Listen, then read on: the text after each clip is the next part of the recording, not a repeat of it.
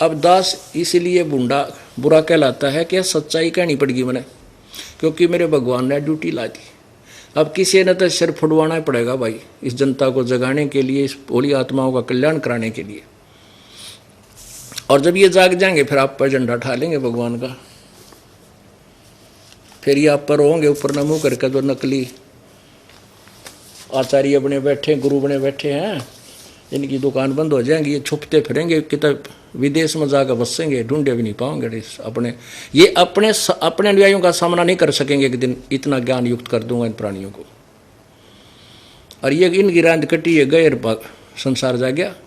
बात ये डाल रहे, झूठ बोलता है, क्या जाने वो। अब मैं तो नहीं जानता, पर अपने सदग्रंथ तो अपने सामने है, इन्हें तो देख लो।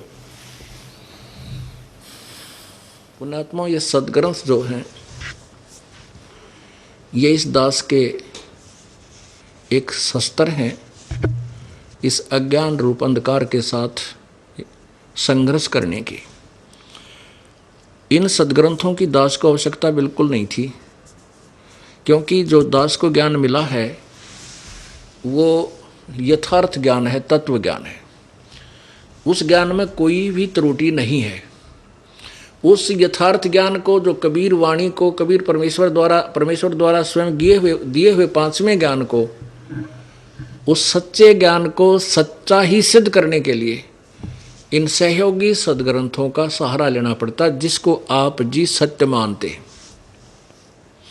जब इन सदग्रंथों में वो सत्य मिल रहा है, तो परमात्मा ने तो 600 वर्ष पहले ये वाणी पहले बोल दी थी, जब ये अज्ञानी विद्वान जो संस्कृत के ज्ञाता ये कहते थे कि कबीर तो अनपढ़ है, वो क्या जाने सदग्रंथों के बारे में। जबकि परमेश्वर ने अपने मुखारविंद से उच्चारित उस मुख्य ज्ञान में, उस मूल ज्ञान में, तत्व ज्ञान में ये सर्व ज्ञान पहले ही दिया हुआ था, जो दास आपको इन सदग्रंथों में आज दिखा रहा है।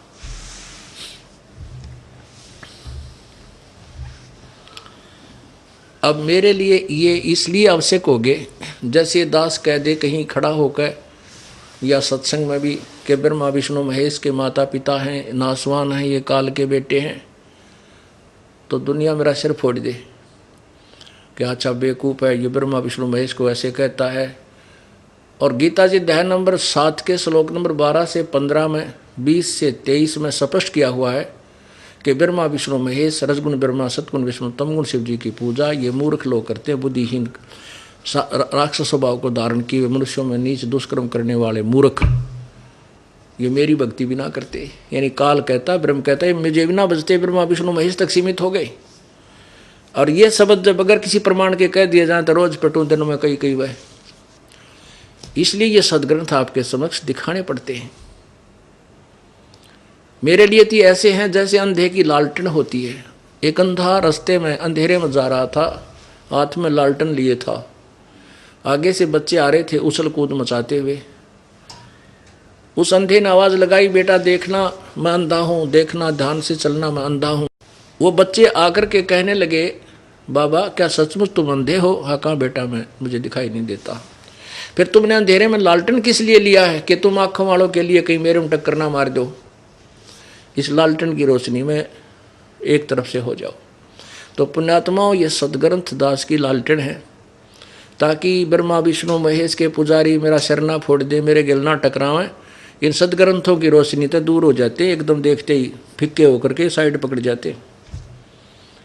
इसलिए इनका दिखाना मेरे लिए आवश्यक हो गए। ढेर सारे खरीद रखे सारे, ये मुझे जरूरत नहीं थी इनकी, क्योंकि जो परमात्मा ने ज्ञान दिया वो सत्य है, मैंने इनसे मिला चुका था मैं। अब आपको ये सत्य ज्ञान सत्य सिद्ध करने के लिए रह कर ये सदग्रंथ एक पॉइंट पर दिखाने पड़ रहे। जब तक आप इनको आंखों नहीं देखोगे तब तक आप इस दास की बात पर कोई विश्वास नहीं कर पाओगे। पुण्यात्माओं, प्रथम बार जो प्राणी इस सत्संग को सुनेगा वो ये सोचता है कि ये संत मेंटल दिखा है, ये क्या बेतुकी बातें कर रहा है, हमने कभी ऐसा सुना नहीं। पुण्यात्माओं, जो भी ज्ञान होता है वो सुनने से ही होता है। अपना जन्म पवित्र हिंदू धर्म में हुआ तो हमने हिंदू धर्म की जो लोकवेद था वो सुना, और उसको सुनते सुनते कान थक के बहरे हो गए, और हमने ब्रह्मा विष्णु महेश अजरो अमर है, सर्वशक्तिमान है, इनके कोई माता पिता नहीं, इनके ये सभी के ये सृष्टि करता है, हमारे कान पक चुके थे। जबकि इनके इतिहास में ब्रह्मा विष्णु महेश की जीवनी में अर्थात शिव पुराण, विष्णु पुराण, दुर्गा पुराण के अंदर लिखा हुआ कि नासवान है, ये अमर नहीं है, ये सर्वशक्तिमान नहीं है, इनके जन्म मृत्यु होता है, ये स्वयं स्वीकार करते हैं। हमारे जो पूर्व गुरु थे हिंदू धर्म के, वो अज्ञानी थे, घोर अज्ञानी थे। जो टीचर अपने सिलेबस से परिचित नहीं है वो टीचर नहीं, वो दुश्मन है उस विद्यार्थियों का।